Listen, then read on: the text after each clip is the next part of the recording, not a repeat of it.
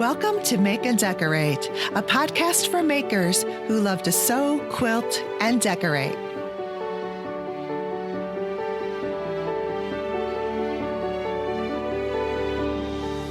Hello, everyone, and welcome to the Make and Decorate podcast. This is episode 58 of season 3, originally published on October 29th, 2020.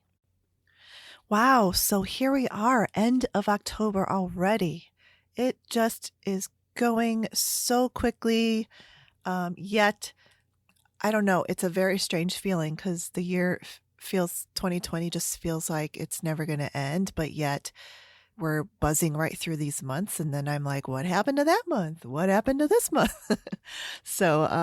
But there's just lots going on, and I hope that you all are staying healthy and safe with everything that's going on.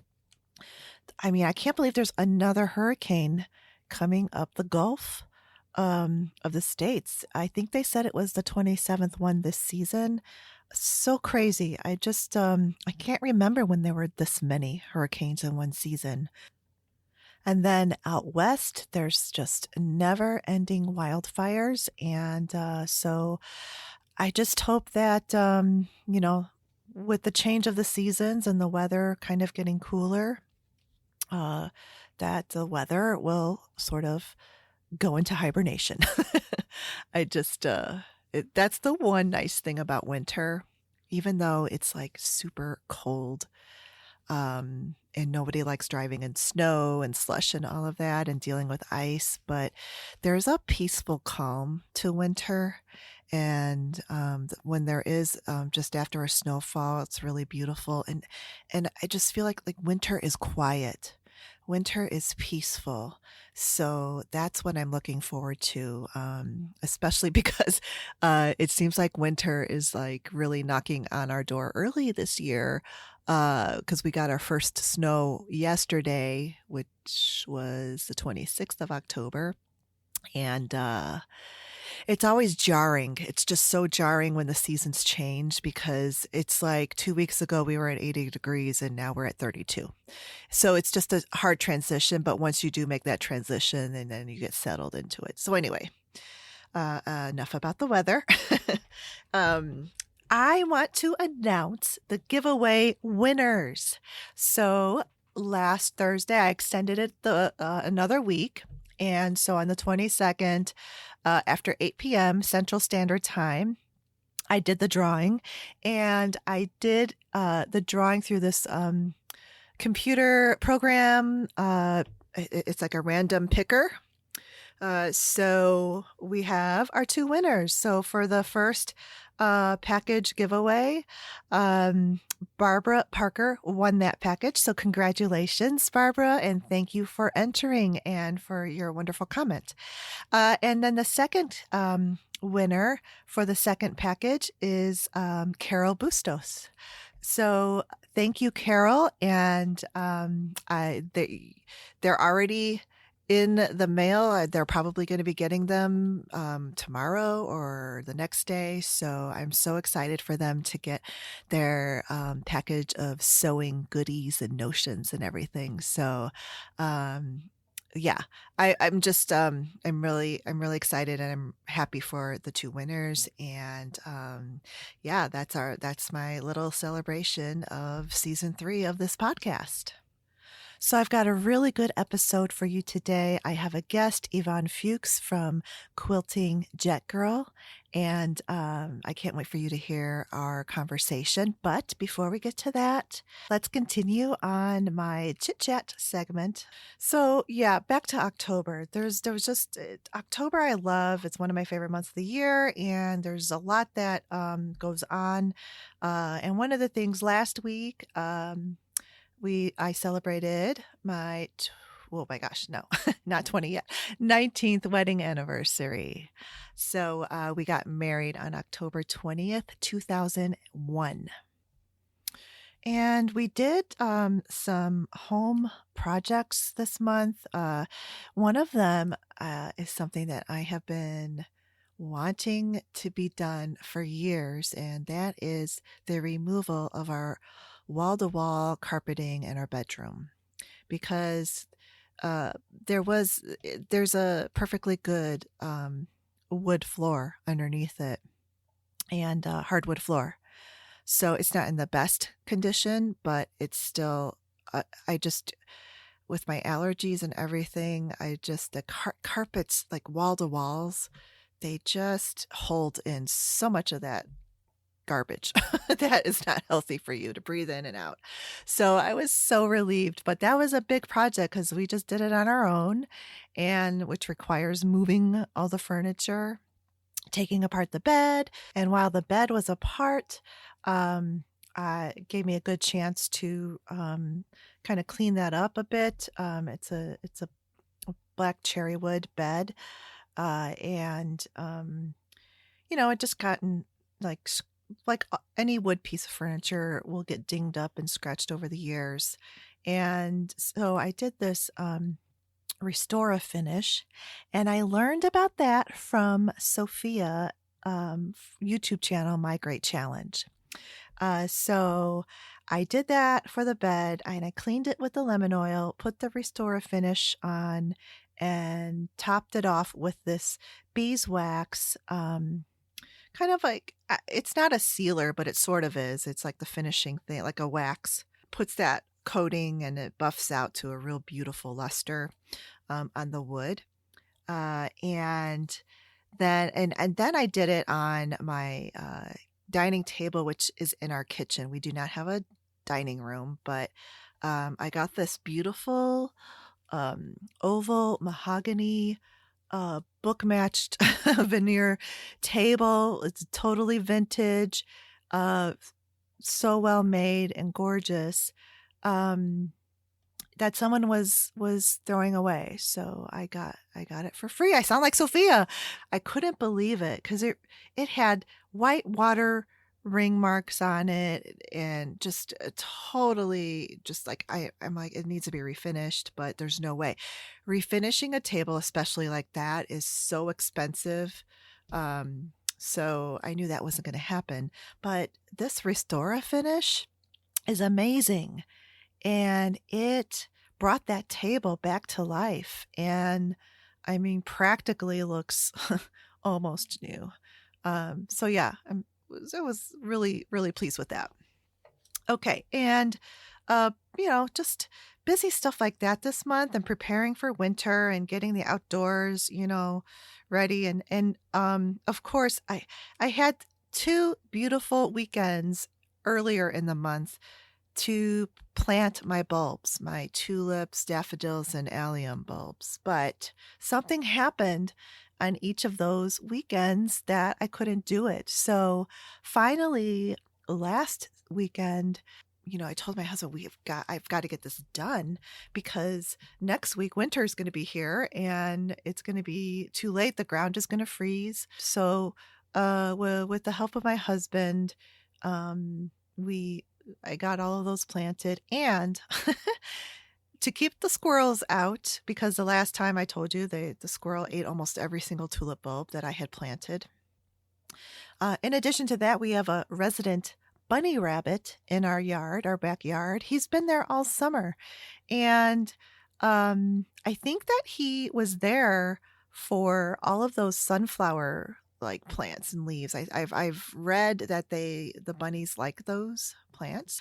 All right, so we got those done, thank goodness. And I put the little plastic sort of chicken wiry type of stuff over the ground where my bulbs are planted, and just put the landscape staples to hold it down. And I am so hoping that it does the trick. Cooper, our dog, and my little baby also had a birthday this month. On the 14th, he turned 6 years old.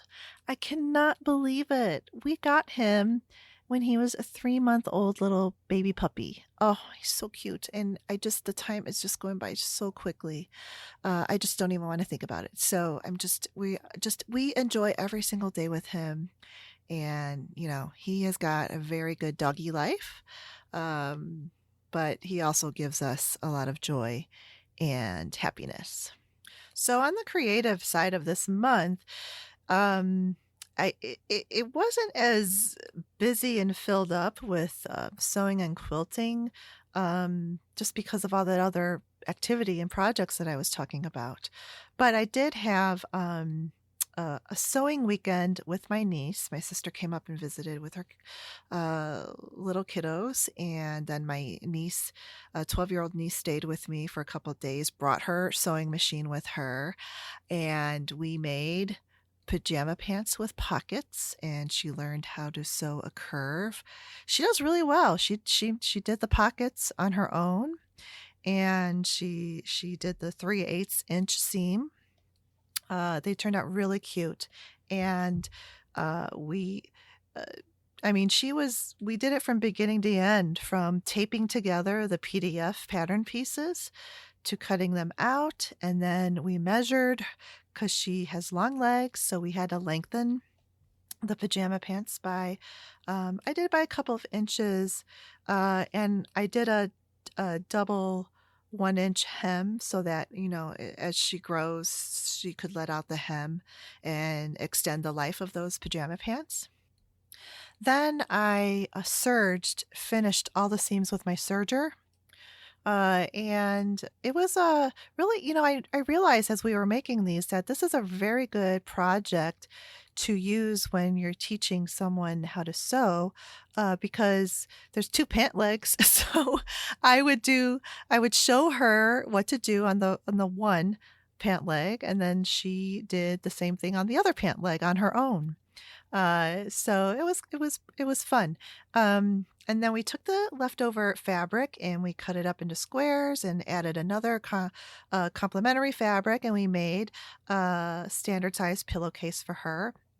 So she has a coordinating pillowcase with her pajama pants. And the patchwork she pieced it all together. I just did the cutting and I arranged the pieces, and then I handed them to her in the pairs, and she learned how to do chain stitching. And you should have seen her face light up. It was so much fun. She was like, oh, she couldn't believe. She's like, oh, I can keep going. I'm just, keep putting the squares underneath and sew it, and then get another set of squares and sew it, and you make this long chain. And so it was really fun to see her light up, and when she was learning these pretty cool techniques, because we love chain piecing too, don't we? I mean, that's like so fun. I don't know why you feel like you chain piecing feels like you are accomplishing so much in a little amount of time, and it's fun. And then we did that burrito pillow method, where you cut the cuff, and the body of the pillow gets rolled up inside of the cuff, and you stitch it across, and then you turn it, pull it through the side of the cuff, and voila, there's like a part of the pillowcase is almost done. The one thing about the burrito pillowcase method is that 2-inch flange piece they that you put in between the cuff and the body of the pillow. It is fun, and I love decorative elements like that. However, that piece is way too big, because unless you normally regularly iron all of your bedding on a regular basis, that 2-inch flange gets all wrinkled up, and it never is straight once you wash it ever again, unless you iron it every single time. So we just took that piece completely out and just did the cuff with the pillowcase. But if I were to, add that contrast flange in between the cuff and the body of the pillowcase, I would make it a lot smaller so that it didn't get all wrinkly. I would, instead of having it, well, you cut a 2-inch piece and fold it in half, so it ends up being almost an inch. It's like 3/4 of an inch flange. I would make it to where only 1/4 to 3/8 inch sticks up above the seam allowance. So yeah, that's just my only thing with that method, is that ginormous flange that gets wrinkled every time. All right. So we'll finish up this segment with what I'm watching recommendations, and then we'll get right into my guest segment with Yvonne Fuchs.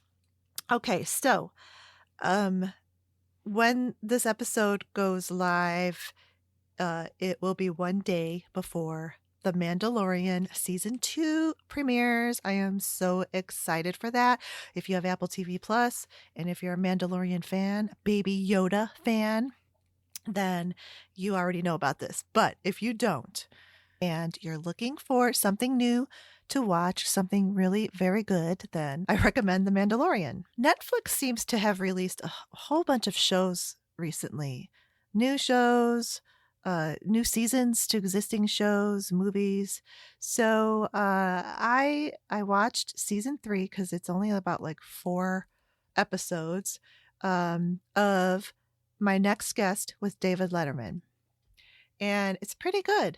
So he had Kim Kardashian on there, Robert Downey Jr., who is one of my favorite actors, and Dave Chappelle was very good, and Lizzo, so good. Also on Netflix, I watched Dream Home Makeover, and it's by this design team, the McGee's. It's a husband and wife owns this company, and they are super popular on Instagram, and pretty much have exploded their business in 5 years of starting it.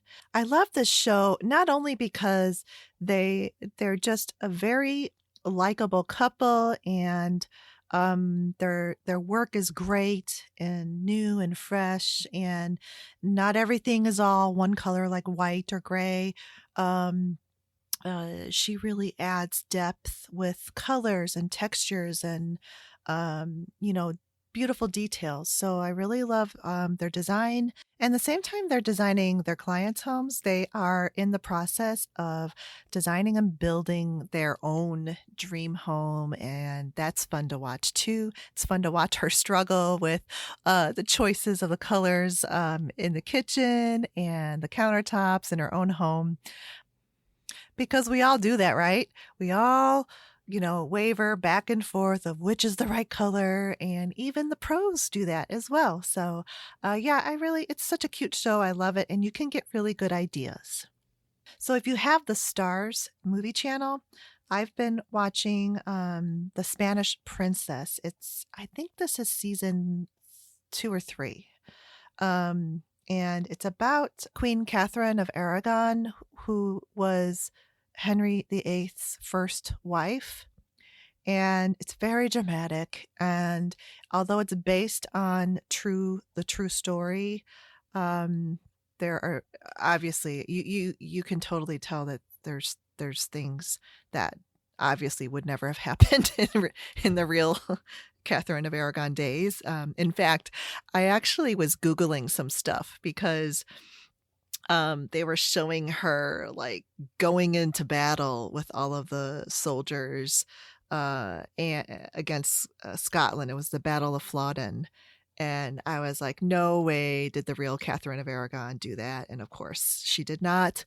She did go, but I think they said she only made it like about 40 or 60 miles north of London. So, but anyway, it's just a good entertainment show, a period piece. I love the costumes and I love shows like that. So it's pretty good. PBS, another favorite channel of mine.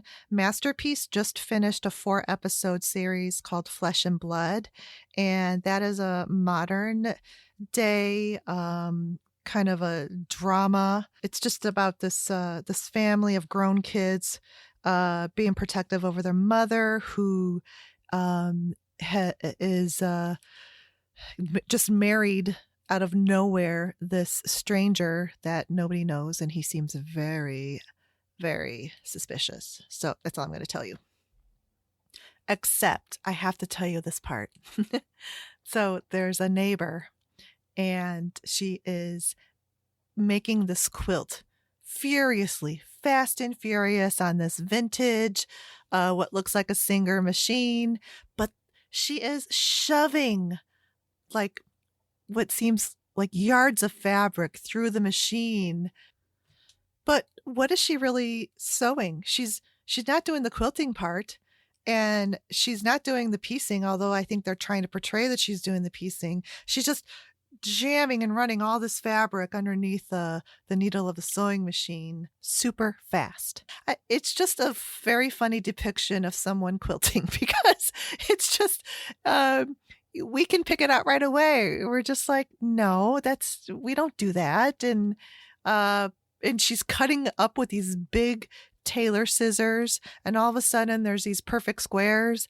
So yeah, you got to watch for that one scene. It's quite funny. And also on PBS, a new show just started, a new masterpiece show, and it's called The Trouble with Maggie Cole, and it's set in a fictional town in the UK. They call it Thurlbury, but I googled this as well, and it was filmed in Devon and Cornwall, which are just picturesque coastal places in England. It's just so beautiful. So this show, it was just the first episode. It's pretty good. And I don't want to tell you too much about it because it'll give it away. But it's comedy, it's funny, but yet it's also gets a little, kind of drama-ish. But it's so good. It's really so good. I love the PBS shows. Okay, and the last ones I'm going to talk about are YouTube. So I have been catching up on Arne and Carlos. I watched them a few years ago when I was, starting to get interested in knitting, possibly. And then it kind of just, fell off and didn't really watch them regularly until a listener, Kim, thank you very much for mentioning them again. So then I started watching them again. And it's really, I love it. They also live in a picturesque place. I don't know what it is. Why is everybody living in a picturesque, like beautiful landscape, either next to mountains or lakes or oceans? And yeah, I'm not. So I don't know. Sometimes that's how I feel. And their show is mostly about knitting. They do some crochet, but they also do other videos, like a video podcast where the two of them are sitting there chit-chatting and stuff, and they're maybe knitting while they're doing this. And they live and film in this beautiful countryside in Norway. Very beautiful. And they're always wearing these gorgeous knitted sweaters. So yeah, it's really, I've been watching them almost like nonstop lately. It's because also during this pandemic, they are filming a lot more than they're sharing a lot more. So, but it's a really good channel, Arne and Carlos. And they did kind of like a shout out to Kate over at the Last Homely House. She was on my show this past several months ago. And so they like her channel, and Arne was saying that he wanted to try English paper piecing. So then, of course, I watch Kate's channel regularly. It's just like, a given. Any episode that comes out, I watch it.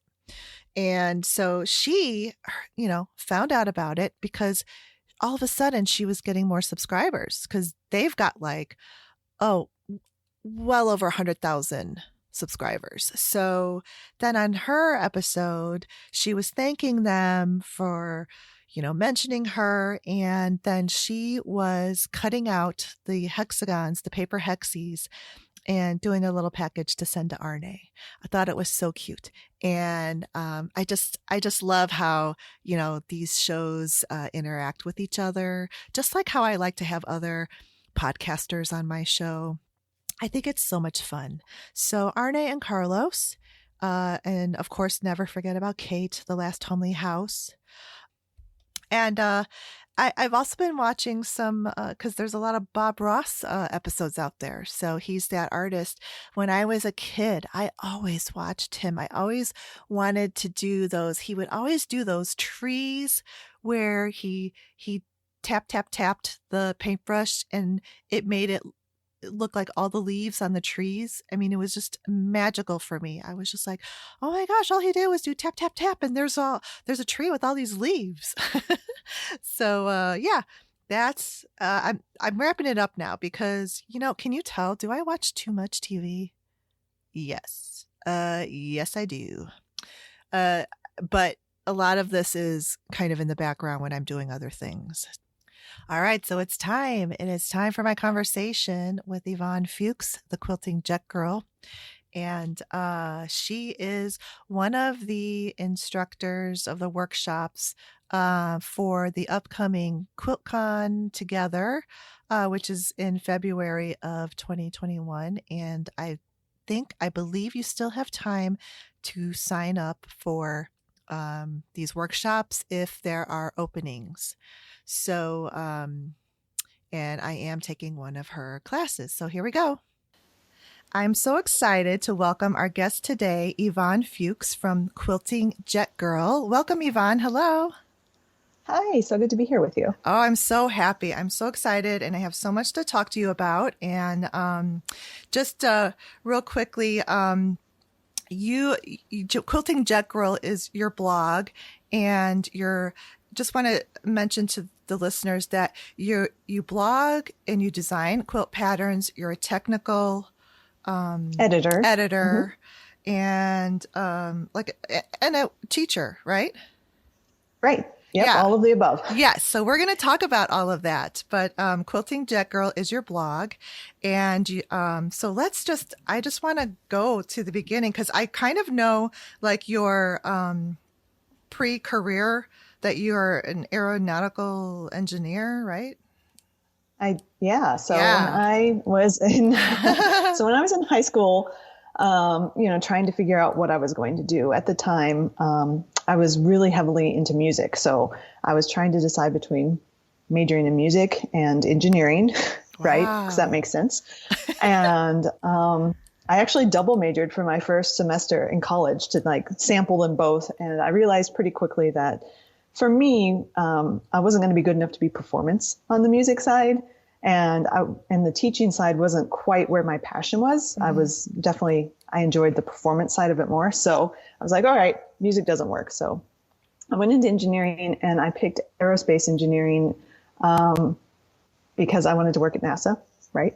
So I thought that was really cool. So and I started actually working for NASA while I was in college as a cooperative engineering student. And so from 1999 until 2014, that was what I did. I had a career that spanned until 2014. 15 years. Wow. Okay. Yeah.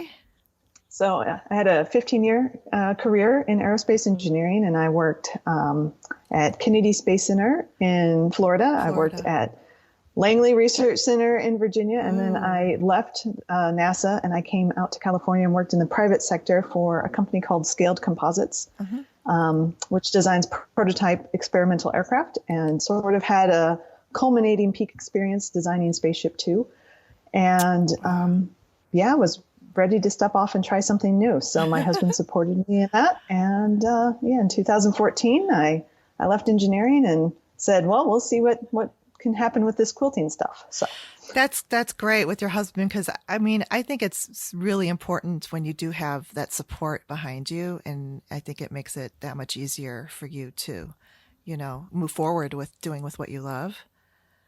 Yeah, it makes it much easier, but it also wasn't like a huge surprise. It'd been something that right. we had talked about for years, right? So before we had come to California, when we were living in Virginia, working at Langley Research Center, I had actually thought about leaving and working for nonprofit organizations, and had interviewed with, some organizations there. And,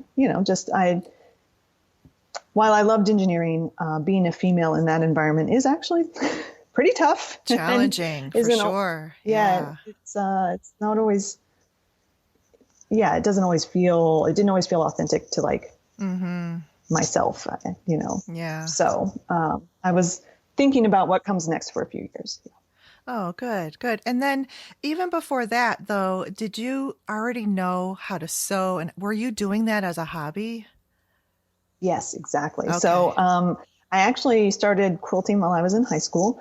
My paternal grandmother was a prolific quilter, and she was known for her fan quilts and her Baptist fan hand quilting, and she hand quilted everything. Oh, wow. And so when I was a sophomore in high school, she said, if you piece a twin size quilt top, I will hand quilt it for you so that you can take it with you to college for your dorm room bed. Oh, wow. So my mom was a prolific sewer as well, but she was more garment sewer. Mm-hmm. She made us outfits as I was growing up and stuff. So my mom and I went to a fabric store and we said, all right, what is this quilt thing? And the lady at the quilt store helped us out, and we picked out a Quilt Design a Day book, picked out a pattern, picked out fabric, bought a rotary cutter, a mat. And between the two of us, we sort of figured out what the instructions were. And I remember the most confusing thing for my mom to help me with at the beginning, she's like, a 1/4 inch seam allowance. Like, right. Usually it's 3/8. So we went through that. We figured it out, and my seams got better. That first quilt is an heirloom. It's a treasure to me because it actually ended up being the last thing that my paternal grandmother hand quilted before she passed away. So wow, that is really special. Yeah. Yeah. So I love it. And I didn't know what I was doing. Binding, it's a 3-inch wide single fold binding. You make it up. You learn as you go. Yeah. So I made 2 other quilts while I was still in high school. And then I was coming home during college and using my mom's sewing machine. And so she finally was like, here's a sewing machine for Christmas. Stop using up hers. my sewing room when you come home and putting fabric all over the house. So definitely I took to it pretty quickly. So yeah, that's really cool. And that you got to start at such an early of an age. And to have a grandparent that really was prolific in quilt making. I mean, that's really like a gem to have. For beginning and starting and to see her hand quilting too, is really cool. So, and I just have to say though too, that, I first saw you in 2015 when I joined a Periscope group that met. Right.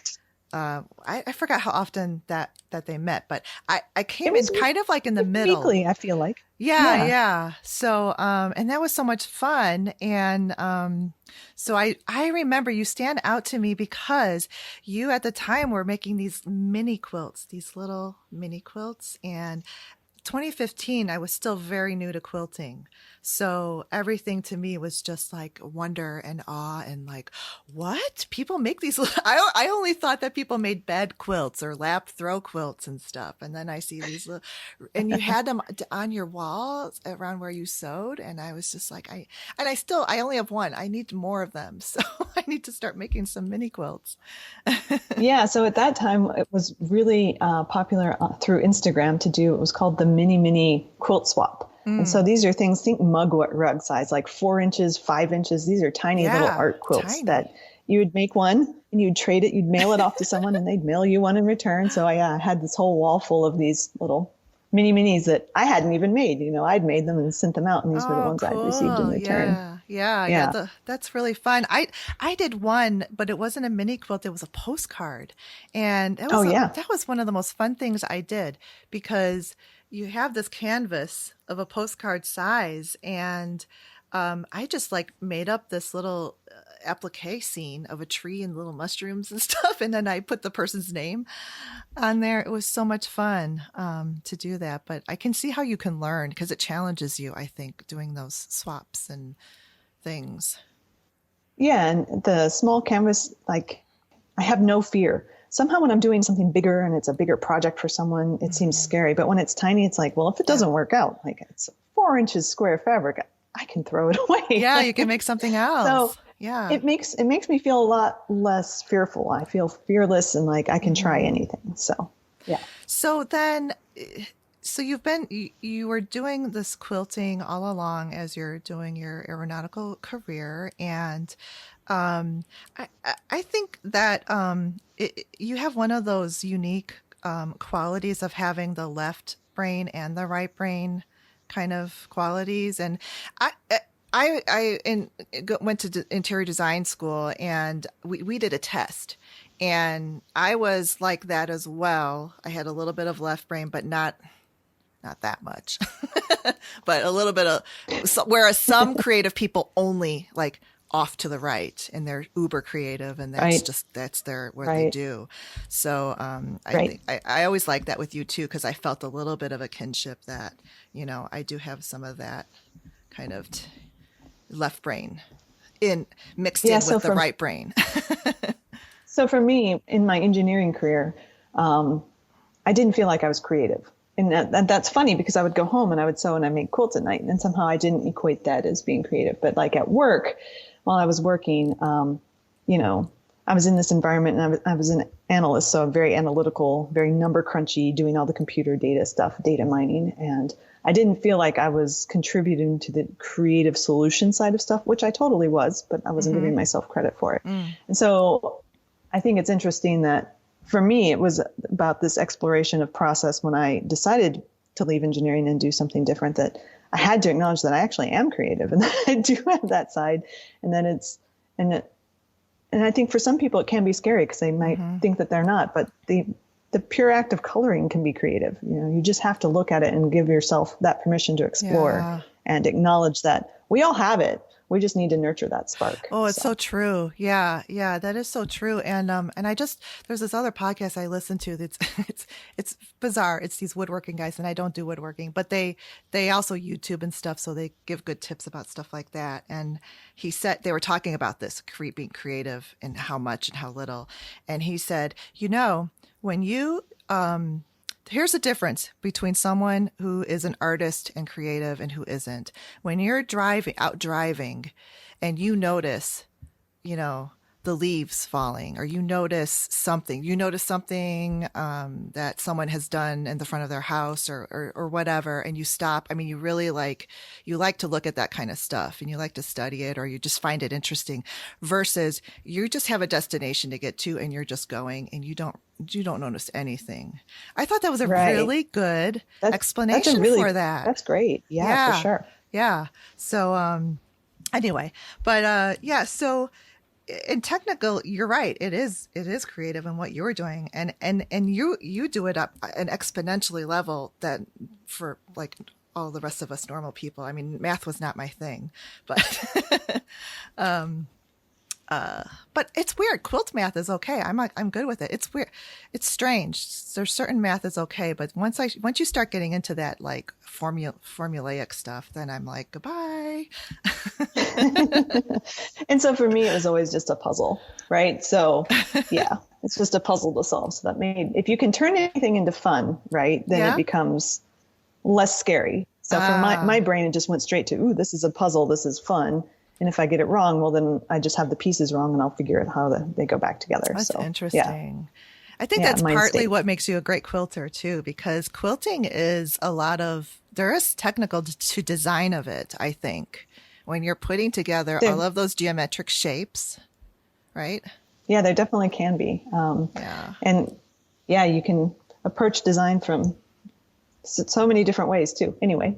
Yeah. Yeah, definitely. So, let's talk a bit about now you've kind of decided to cross over and do something new. And did you do that by starting a blog, or how did you do that? So I had a blog and I think my mother read it. So I had been making quilts after hours, after work. And what really happened is that, your friendship group, first you're single and then you guys get married. And then after that, the wedding invitations start turning into baby invitations. And I was like, oh, light bulb, I will make baby quilts for all these baby invitations that are coming to our house. So, and that turned into some of the time I was using patterns, and then I was like making up my own things. So I was just sharing the quilts that I was making. And then my in-laws wanted a quilt, so I made a quilt for their bed, and I was just having fun. And I had this really blogger, blogspot blog that I was sharing what was going on. But like I said, I think my mother was the only one that read it. So I changed my platform over to WordPress. I bought a URL. I was like, okay, I can do this. And then when I left, I was like, but how am I going to figure out how to get people to know who I am to read this blog? Because I followed people, that started in the Modern Quilt Guild and stuff like that. And I'm like, they have this readership, but how did people even know that they existed? And I chanced upon this this group of women, Beth from Plum and June was her blog. And she hosted something yearly called the New Quilt Bloggers Blog Hop, where it basically taught you blogging etiquette, how to interact with people, how to find other quilters, how they can find you, and basically started meshing you into the fold of the online community. And I was like, okay. And so I learned a lot.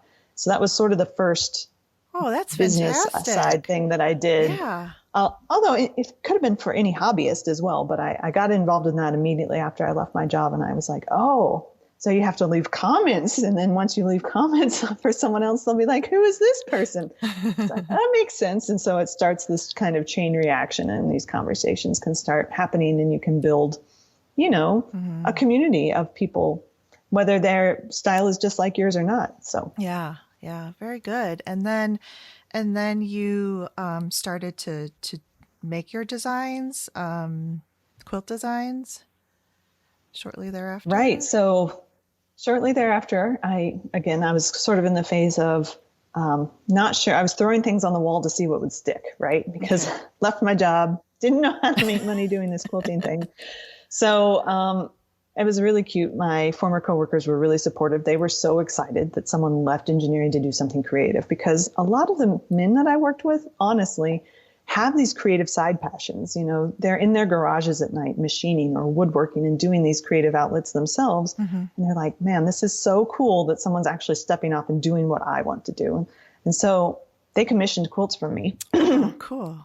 So that was how I made money for about the first year after I left my job. Is I was making quilts for basically former coworkers who were just so stoked and so excited that I was trying something. And as I was going through that process, learning about design for commission and things of that nature, I started to figure out, do I want to write my own patterns for them? Do I want to use a pattern for them? And it was a split. Sometimes they very clearly said, make me this quilt, which was a pattern. Okay. So, and sometimes it was what do you want to make? And it was learning where I fit in my design style and aesthetic fit into it. And so I made this one quilt for commission, and people were like, whoa, I would love that. And it was something I drafted up. So I was like, well, I could write it as a pattern. Would people like that? And they said, yes. And again, through this New Bloggers Blog Hub, I met a woman who was a newspaper editor. And she said, I would be more than happy to do an edit of your first pattern. So you write it, I'll look it over and read it over for you. And I was like, what a gift. Well, it can't hurt to try. And so that's where it started. So I wrote it up. I learned that half square triangles have a hyphen between half and square, and, and why, and all kinds of editing tips. Yeah. And it just, that's where it started. So I started writing patterns.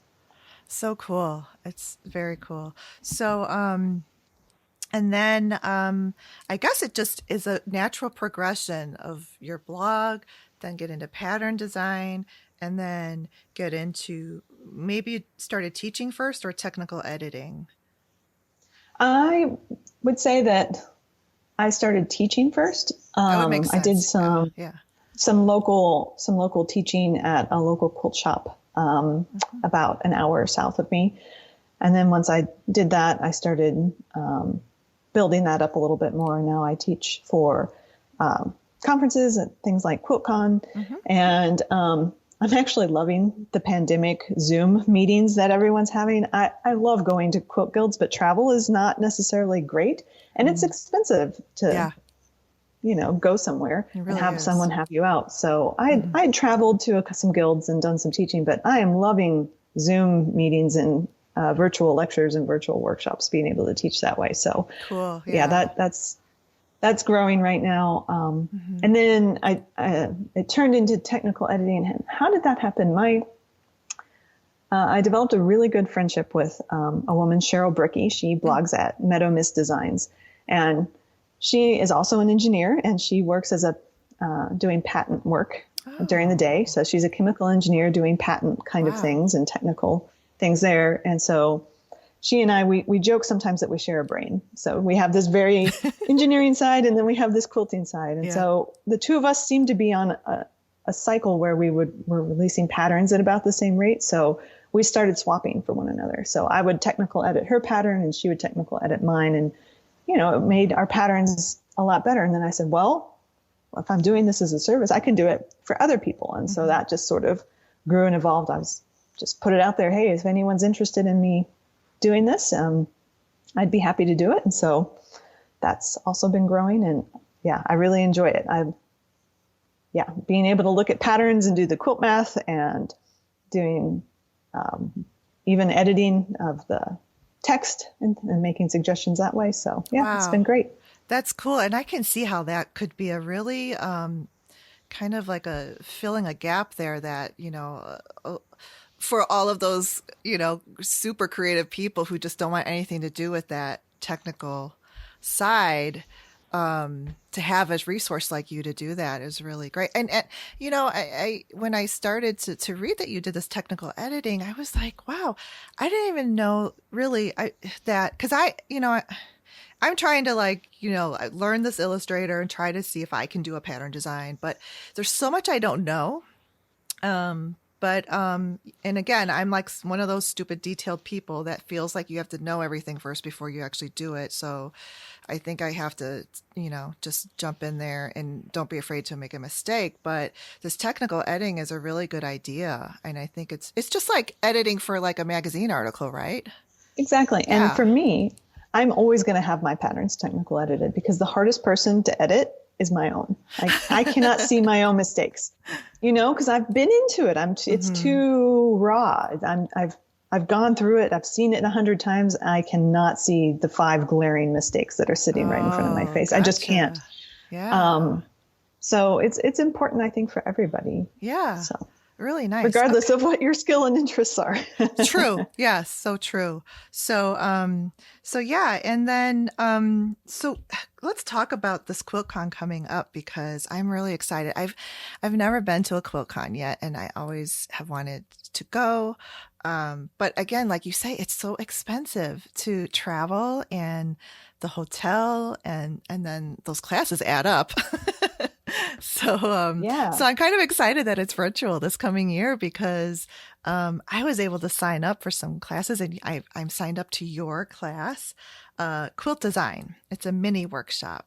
And so I'm going through the catalog, and I'm telling you, if I could take them all, I would, because they should have had like a mega buster option, Oh my gosh. And so I literally spent hours going through this catalog back and forth, like trying to like making the list. And I'm like, whoa, that's way too many. I can't do that. And then I have to edit it down. And so, yeah, but I liked yours because you went back to like the paper and the colored pencils for quilt design. And I like that, because just kind of like, I'm even more like old school like that anyway. Coming from, that's all we had when I was, a kid and a teen and even college. So, I like starting that way. And I'm looking forward to that, to your class on quilt design. But just like give a little description of what that one is going to be. So for the quilt design, my goal there is to get you thinking more about what works and what doesn't work for you, to get you into a creative mindset. And so I'm trying to strip it down to very, very simple basics, which is why I heavily suggest pencil and paper. If someone does have a computer program that they're comfortable with, I'm also encouraging them to do that, but I'm trying to strip away their options. I'm like, don't use color, just line draw. I want you to kind of think through the process. And so I walk you through what I call the design funnel, which is a very wide design space all the way down to like design for commission, where someone's telling you, use these fabrics and make me this, oh, wow. this exact thing, right? Which is very narrow, right? Yes. And so there's a whole range of spectrum when you're doing design. And I try to walk you through that process as we go through the workshops, and think about like time of day and if background music is helping you or annoying you, so we talk through different processes and different things that you can get hung up with as you're going through design so that you can find, the sweet spot of doing something and making it a repeated process so that you start to feel really comfortable and confident with it. Oh, good, good. I'm so looking forward to that. I cannot wait. And then you've got some other workshops there. There's a mega, so the mini workshops are about like maybe, I don't know, half hour, 40 minutes long, maybe, or if that even, like a half Yeah, so hour. the information I was given as an instructor is they want 35 to 55 minutes of recorded instruction for a mini Oh, good. workshop, Okay. and they want 55 to 80 minutes of recorded instruction for what they call a mega workshop. Right. And so what this is doing is it's replacing the 3 hour and the 6 hour workshops, so the half day and full day workshops that they Okay. had when we were in person. Mm-hmm. Because the reality is, while there's instruction, a lot of the time is spent with students doing things in a workshop, right? You're either Mm-hmm. doing the sketching, or doing the hand sewing or, at the sewing machine. So you can't have too much of the instructor time. Right. And then they also have add-ons where you can have one-on-one Zoom, not one-on-one. I think it's like groups of 10 or Oh, 11 the people with the instructor. enhanced. That's Yeah. enhanced. Mm-hmm. So you can have kind of a Q&A breakout session. And then there'll also be an online forum where you can write questions and get feedback during Oh, the okay. event as well. Oh, nice, nice.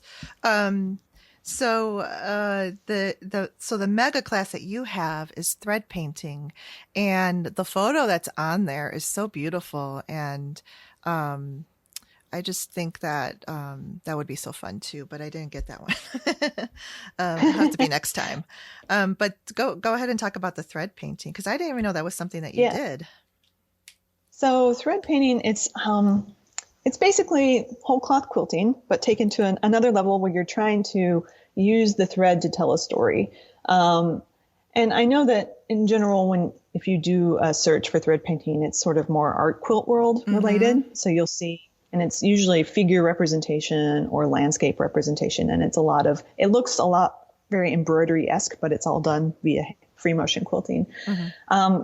But my goal in this is to kind of talk you through a little bit more of like whole cloth design and whole cloth thoughts from a more modern perspective. It doesn't just have to be straight up lots of thread on a quilt. What if you did things like used tiny pebble quilting, so small little circles, and that's all you did, but you changed the color and did it in such an outline shape that it became very clear that it's this whole other thing entirely. So yeah, I'm going to talk through some examples that I've done before and walk through how you would make design decisions and play with thread on fabric. That's pretty fascinating. I didn't realize that yours was more like a whole cloth. And oh, sorry.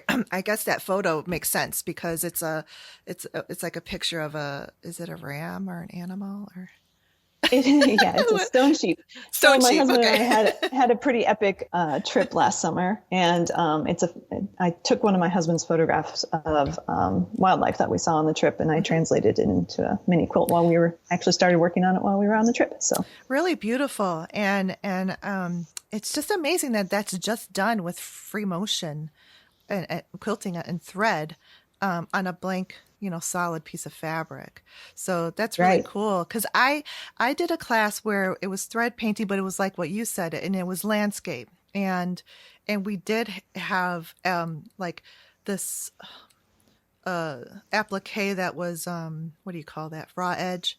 But oh right, then, mm-hmm. but then you created that depth and dimension with the thread painting, which was the shadowing, shading, and highlighting. But it wasn't the actual artwork, which is what yours is. That's really a Right. cool concept. I like that.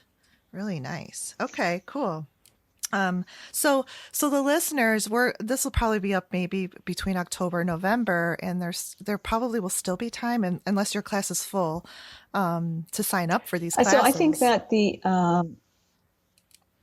I think that in terms of filled up, I think the enhanced portion of some of my workshops are sold out because there's only so many seats available. Yeah. But I think all of my workshops still have availability as far as I know at this point in time. Right. And we're recording this in September. So Right. who knows? But anyway. Well, but I signed up for I've... waitlisted. So I signed up for a couple of waitlist ones. So you could possibly exactly get in there. Sorry, I interrupted you. No. That's one of the things I love about QuiltCon Together too. So at QuiltCon in person, classes are limited to 24 people because there's just only so many sewing machines and things that can be set up. QuiltCon Together, the class size is larger because can be handled on this virtual event. So I think that people, one, can participate or from around the world that don't have to travel, which is super exciting. So more people are going to be able to be part of it. And then more people can sign up for the classes because the class sizes are larger. So yeah, I like that because I had this panic. I was all on top of it, and like the Modern Quilt Guild members get a little early start to sign up for these classes, and it's like you're waiting and waiting, and then it came, and then I totally blanked out, and so it was like 2 weeks later, and then I saw an email of like, oh, it's going to be open to the public, and I was like, what? So oh no, because I know how quickly those fill up, and like you said, the in-person ones. Those classes fill up within the hour. Of release. Yeah. So I thought I wasn't going to get anything, but I was very pleasantly surprised that there was a whole lot still available. So I like that too. I really do like this virtual one that's coming up. And then you have another mini workshop for the is it mini quilts?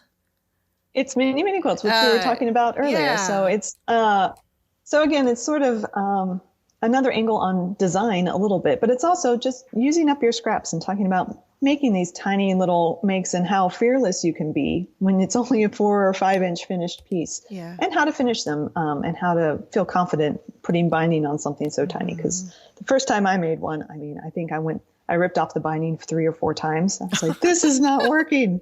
So, it requires a little bit different finesse and a little bit different technique to make it work when it's so small. Oh, that's true, because you don't have that room for like 10 inches of... And there's no binding. way that you're going to have a mitered, in my opinion. Maybe you have more patience than I do, but I use single fold binding to give that tip away, and makes it much easier. Wait, single fold. So is that so the instead one where they fold in each side into the center? Is that what that is, or no? So it's more like it's a single strip that you haven't pressed in half yet, right? Okay. So it's just a strip of binding fabric. And I sew it on by machine because it's so tiny, it's a little fussy. So I start on the back instead of the front. And I stitch it around and I get the perimeter sealed up. And then when I flip it to the front, you fold the raw edge under and then stitch that down. Oh, see? Yeah. That's a much better way to do it. Look at how much more work you create for yourself to make the folds first. And then all you have to do is really just stitch on the raw edge onto the back. That's a really good tip. Yeah. Thanks. Yeah. All right, cool. Yeah, and I know you're right. The mini quilts, they're smaller, so you have to kind of sort of look at it a little differently. And, like I think back to, I did take a quilting class, when I very first even didn't even know how to do it. And it was like a big lap size. And all we did was make the top. So I never knew for a couple more years how to finish it, like how to sandwich, baste, bind, like all of that. And I think like for beginners, doing a mini quilt, not even just like a mini, but just like an 18-inch square, and you learn how to make the top, the whole thing. I think that would so be... I will say, because my grandmother hand quilted my first quilt, I sent my quilts out to be quilted for years because I didn't know. Right. She did the hand quilting. I was like, I don't know what happens next. I made the top. So for years I sent it out to long armers because, I just didn't know that you could on a domestic machine. It wasn't something that, I thought they were hand quilted or long arm quilted. End of story. So. Yeah, it's so true because, people who have been quilting for a long time, they just think that you don't realize that if you don't know, you look at this fabric and stuff and I don't know what to do now. I have no idea. And it's So overwhelming. yeah, it is very Yeah. overwhelming. And then, at least for me, it's intimidating. So then, and of course, you don't want to make a mistake. And now I know I'm so much better. Before I was just so much about it has to be perfect the first time, but you can make mistakes. It's like you can rip some stitches out if you want to, or you don't Oh, have it's my to. favorite thing about quilting. You get an undo button. Like, Yeah. in what area in life can you undo something? Like, Yes. it doesn't exist, but it exists in quilting. Like, a seam ripper is the most magical tool on the planet. Right? Yeah. Yeah. Yeah. And you can decide. So, I mean, Oh, sometimes exactly. sometimes you're just so close up to it and you see everything. But if you like walk away or come back, or even if you stand back, and you're not going to see anything.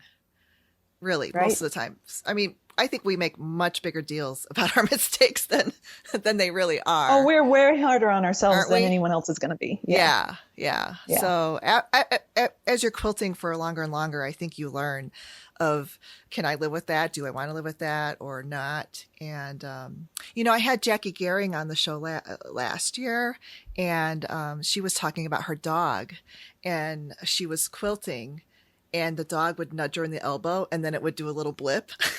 Uh-huh.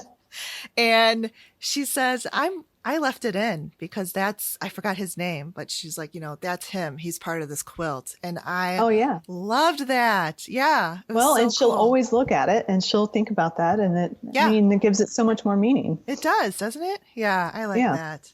Really cool. So, and then, one other thing with the QuiltCon Together, you're on are you on a lecture and a panel? So I'm in one lecture, which is a panel. So Oh, it's okay. a group discussion. So it'll be a discussion about improvisation, which I know most people will be like, you don't tend to do improvisation, but I do in these mini quilts a lot. Ah. So I don't tend to make bigger quilts or like patterned work that is Mm-hmm. improvisation based. But on the smaller quilts, yeah, I enjoy it. And I definitely approach it differently from my kind of logical side than most people. And so I think that when some people hear improvisation, they get locked up because they think Oh, no yeah. rulers, no plan. And so for me, I can relate to that because I'm very follow Yep. rules, do this process. And Mm-hmm. so, Me my too. take on it will hopefully bridge enough people over that they try to think about exploring it and listen to what everyone else has to say too. Yeah, so much fun. I know I saw a list of those panels and it looks so interesting. So again, I cannot wait until February. Um, okay, so what else? I have on here that you have a quilt along coming up. Do you have a quilt along? I do. Yeah. So I try to have a quilt along about once a year, and my goal is to always kind of share the design in the October, November timeframe to get to people signing up to buy the pattern so that in December they're collecting fabric so that beginning of the year they're ready to hit the ground running and start making a Oh, pattern. Because with the holidays, it gets stressful and there's so much going on. So I try to have a nice slow ramp up, get everyone excited, get everyone on board, uh-huh. and then we really start sewing at the beginning of 2021. Oh, that's perfect. I kind of like that time frame too. And you start sewing at the beginning of the year. Yeah, because sometimes these sew-alongs and quilt-alongs don't give you a lot of time before you sign up, and then you're jumping in, and then I'm already Oh, and it's behind. a weekly schedule. So Yeah. I have a small group of supporters through Patreon, my patrons, and they always guide me for what they want for the next year. So they have the input. I ask them, they get to Oh, say cool. what they like, the pace they like, and so in general, the pace is about 2 to 3 weeks is where the sweet spot. So it's frequent enough that they can have check-ins, but not so fast that they're feeling overwhelmed. And yeah, the design this year is based on feedback they gave me on kind of work that I'm currently doing. So we'll Okay, see. so I can direct people to your website, quiltingjetgirl.com. Yep. And as that goes along, I'll be sharing more. Good, good, very good. Okay. And then you have another really cool, well, actually, wait, I want to back up. Earlier this month in September, you released a new pattern called Sky Full of Stars. I did. I have been Yeah, having a ton of fun with curves, I which love I curves. don't even know why did it start? I'm trying to think back to like how this whole thing started. So at the beginning of sort of the shutdown, the local quilt shop in my town was closing down because they're retiring. And it really hit them hard because they had been planning to close at the end of May. And now with all the shutdown restrictions due to coronavirus, they couldn't have people coming to the store and doing the things they needed to close. So I contacted them and I said, hey, I'll buy all the Kona cotton that you have in stock. Wow. And so we made a deal. I went down. They loaded it in my car. I let it sit in my car for a week, which is hard when you buy that much fabric. You want to touch it. But I was like, I'm not touching anything. I don't know who's been around it. Oh, that's right. So I bought all this Kona cotton and it sat in my car. And then I came in the house. And as I was putting it in my house, this palette of colors spoke to me that I would never have put together on my own if I hadn't just bought random fabric. And it was a fall kind of spicy theme. So it was like Kona bone, burgundy, spice, and yarrow. So yellow, orange, and red, but these kind of burnt umber colors. Very and pretty. I knew that I wanted to make a quilt using them. So I stared at it for a long time, and I finally said, it's fall colors, but I'm not inspired by like leaves, because that's what I always think of when I think of fall, is like falling leaves and the change of colors. And I found a picture of a mum, which is a beautiful flower, but it was in the fall colors, and it was these rounded shapes. And so I made this rounded curved design, and I pieced some curves. And so from there I've taken off. And because while I was piecing that, I realized that I could do a star shape without using a bunch of drunkard's path. So drunkard's path is the quarter circle block, and there are lots of templates that are out there for it. Okay. And if you make 4 of them and you kind of flip them so that the small arch is all together, it makes this cool star instead of the bigger circles together. And you make the arches together. And I was like, well, but it has these extra seams in the middle of the star. Wouldn't it be really cool if that fabric could be continuous? So it just created this whole exploration for me of what you can do with drunkard's path templates and curved piecing, but using bigger pieces of fabric so that you get fewer seams. And so it's been a whole series of explorations from that one quilt. And that's Sky Full of Stars was sort of like, ta-da, this is what you can do, and have these fabrics be the center of attention. I just pulled it up because I had to look at it while you're talking about it again. So I can see, how you put those together to create the stars. It's really cool. And, it's, I think it's a type of a pattern that anybody can start with, because the pieces, the block size is sort of bigger, right? So I purposely made the block size larger. So I think that for beginners learning curved piecing, that a 6-inch drunkard's path template is kind of the sweet spot, because it's big, the fabric bends easier. So the smaller you get, the harder it is to get those curves nice and crisp, and to manipulate the fabric. But a 6-inch radius, that's the sweet spot. A lot easier. So. Yeah, really cool. Okay, good. So we'll put that into the show notes. I love hearing the stories behind these designs. It's so cool.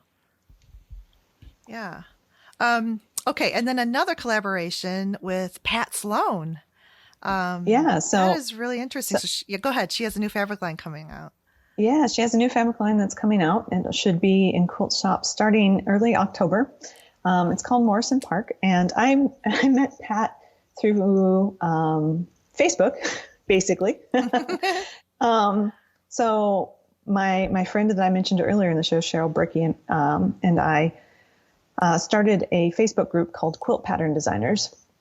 And it started getting bigger and bigger, and more people. And we needed some help managing the group. And Pat Sloan kind of raised her hand and said, I'll step in. She moderates her own quilt group, which is, she's massive. And she's got 100,000 plus people in her group. Right. And she's like, so I have large group experience. And so Pat, Cheryl, and I kind of worked together to run the Quilt Pattern Designers group for years. And getting to know her through administering this Facebook group, she's like, hey, I have this new fabric line coming out. What do you guys think? Would you have a project that you could use it? And then when I do release the fabric, I can share about it. Because again, with Quilt Market being virtual, everything is so weird this year. So fabric designers are looking for different ways to kind of get their fabrics seen by people. So I was in the middle of this, I've got this new technique. So I designed a quilt and I pitched it to her and I got the fabric art and it showed up and I was like, that is not something that can be made. It doesn't work. So, at least not using the technique that I wanted to use. So I had to scramble a little bit and make sure that the yardage I had was still enough to do something a little bit different. So, but yeah, I'll have a new quilt pattern coming out in early October. Great. Go along with Morrison Park. Okay, yeah. Good. Really good. I love Pat Sloan. She, her podcast that she did years ago, with American Patchwork and through Quilting. All People Quilt. Yeah. All People Quilt. Yeah. Was the first quilt related podcast that I had ever listened to. My very first podcast was Leo Laporte, the tech guy. Because of my husband. He talks all about computers and stuff. But then I found Pat Sloan and I was so excited. And I just still, to this day, she was an inspiration to me, even for podcasting and as a quilter. And so it's really cool that you are collaborating with her on this fabric release with your pattern design. That's fun. So that's coming out early October. This podcast will be out after the fact. So when listeners, you listen to this, it'll be ready for you. You can just go and get it. That's what I love. Yeah. Because when stuff you have to wait like 6 months after they do this grand intro to these fabric lines. And you're like, 6 months, I got to wait for before it's fabric. Even available. Yes. Yeah. Yes. I mean, I don't know. I'm torn with that because you do kind of want to know what's coming up, but I sort of don't want to know until like a couple of weeks before I can get it because I just don't want to wait that long, You see it.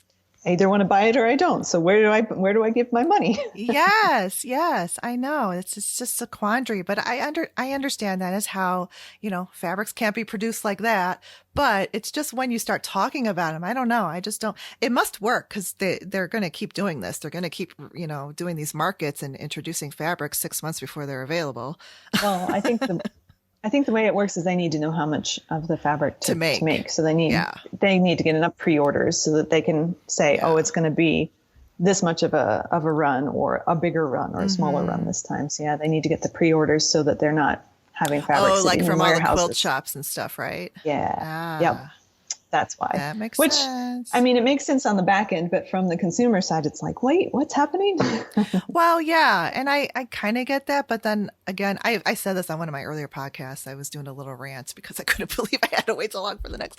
But I was like, on some of the designers who are very well established, like Tula Pink, what you're going to sell. So why don't you just, make it and then you're going to sell it right away. But anyway, it's still always fun to get the fabrics. So it doesn't make it any less fun once they actually finally do come out. And then you have that fabric in your hands. Speaking of, like when you get new fabrics, do you just like to go through them right away, or do you build a stash, or do you kind of like wait till like, I have to wait till this like tells me what it wants to be? So I'm a very minimal stash person. So I'm not very normal. I'm a little bit of a minimalist. What I stash are solids because I tend to work with them a lot. Mm-hmm. But my prints are probably what most people would consider scraps. So I don't tend to work with prints as much. So I don't have a whole lot of them. So if I purchase to use more often than not. And then what gets left over turns into my sort of scrap stash. Mm-hmm. But yeah, in general, I don't have those Kona cottons I just bought this year. That's my stash. Wow. That's really disciplined too, I think. But I think it's just how people work and think, and because some people, if they have that stash clutter, they can't think straight. And I don't understand that myself because I love to see all the fabrics out. I love to see the fabric and I love to see it in rainbow order, but yeah, I'm definitely one of those. It needs to be tidy, everything in its place, Yeah, you would hate my sewing room. I know it. I just know it. Yeah. But it's funny because I never knew that until I learned this organization from this YouTube organizer, and she has all these different like types of bugs that you are, like a ladybug and a bee and a butterfly, but certain people organize different ways based upon like their personality. So some people do not like anything out on the counters or on surfaces. So it's got to be all put away. Otherwise, it just drives them bananas. And then other people like me like to see their stuff out.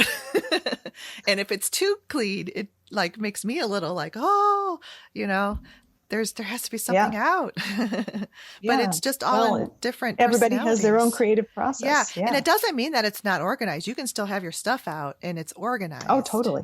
But Yeah, it's just absolutely. a difference in how I don't know, your brain and your personality works and what you're comfortable with. But I always thought that was Exactly. interesting. Yeah. So, okay. Well, I just before we end this episode, I just want to chat a little bit.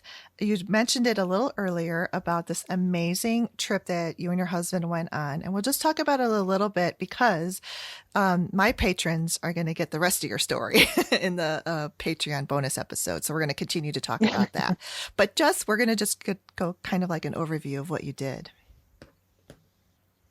Yeah. So my husband and I purchased an old military vehicle.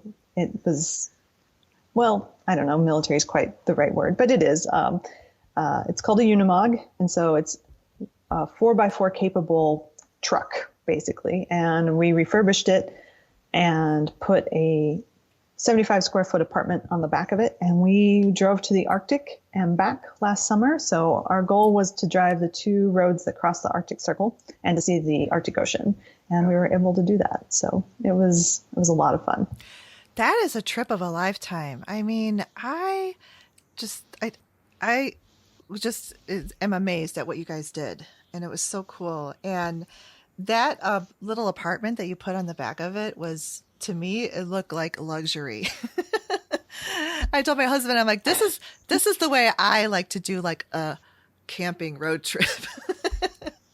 Because you guys had the solar panels, so you had electricity, you had Wi-Fi, right? Right. So we had, like you said, solar panels. So we had more power than we knew what to do with. It was amazing. We were concerned about at the northern latitudes that the light angle would be worse, and so we put 600 watts of solar on the roof.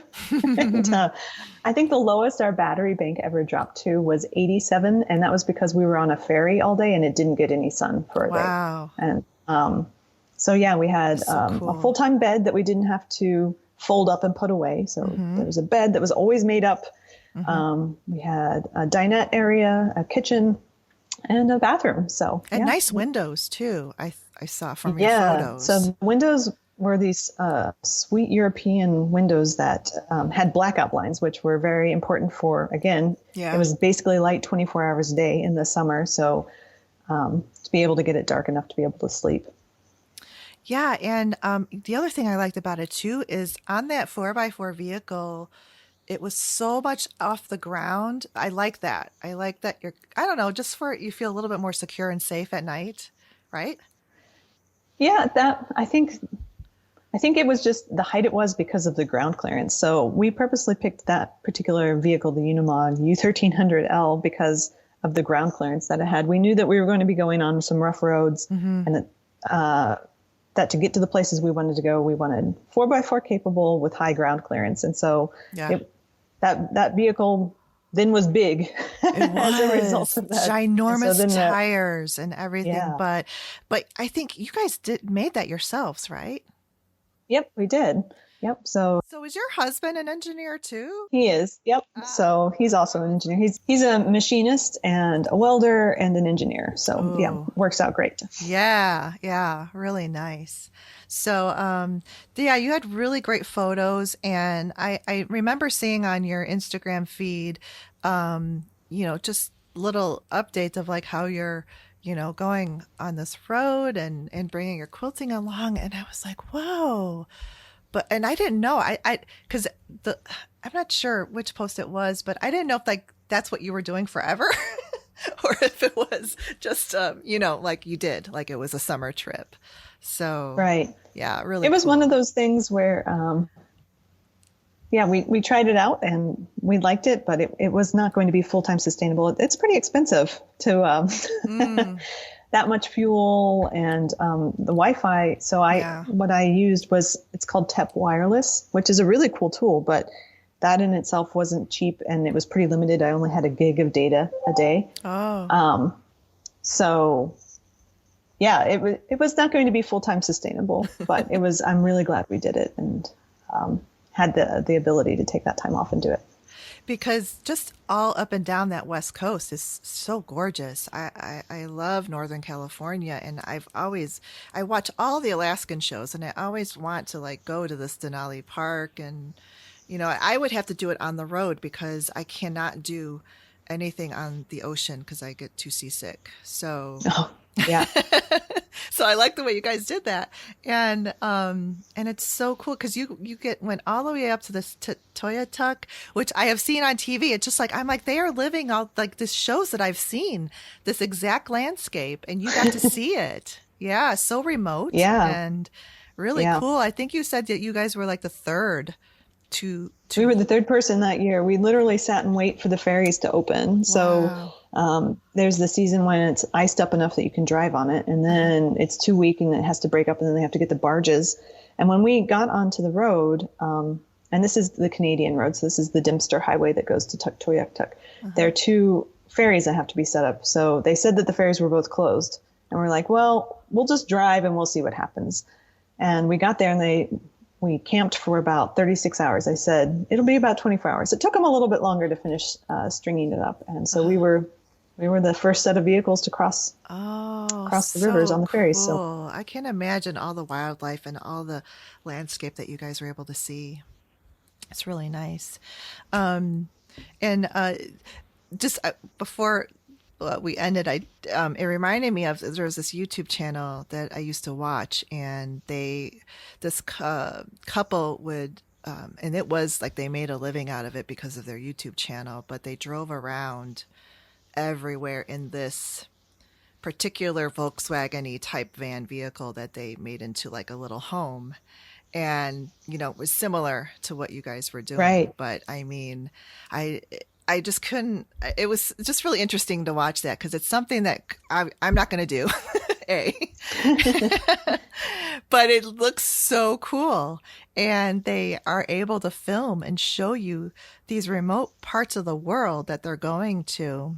I think they started in South America, like Peru or something like that, Oh, and interesting. and Yeah. they So yeah. a lot of people will start at Terra del Fuego, which is the southernmost tip of South America, and drive all the way up and do Wow. tuk tuk or, do the full length of the Americas or something like Oh, that. So, yeah. wow. Yeah. Yeah. And that takes a long time to do. So we actually met a man that was biking. So he started at Terra del Fuego, and he was, I don't know, maybe 50 miles away from the Arctic Ocean, and he had ridden his bike, and it had taken him 3 years. Oh my gosh. I cannot Yep. even believe that. Yeah, it's so cool. Really cool. Yeah. It's amazing. So, yeah, that it's such an amazing trip. And then, you guys even did like another blog page just about your build, which is kind of cool too. It would be really cool for like the you know, more engineering inclined people who would understand what you're doing. Yeah, if you want to see the nerdy details of how to refurbish a truck and Uh-huh. build it, it's out there. It is out there. Yeah. Yeah. Okay. So, Yvonne, I just thank you so much for coming on the show. And it was just so nice to be able to chat with you and get to know you better and find out like just to me it's really fascinating to see someone that has this aeronautic engineering background be so creative in textiles and quilting and design. It's really cool. So I just love what you're doing. And again, I can't wait till QuiltCon comes around and I'm taking your class. And then in the Patreon version, episode, we're going to continue talking about this road trip and how you guys you customized your apartment part of it to your quilting needs, which was pretty awesome. Really great. It was like just amazing. I just couldn't believe what I saw. So we're going to talk about that. All right. Thank you so much. And thank you so much for having me. Yeah, it was great. Talk to you soon. Bye. Thanks for listening to the Make and Decorate podcast. The podcast is produced, recorded, and edited by Stephanie Socha. Until next time, have a great day. Bye.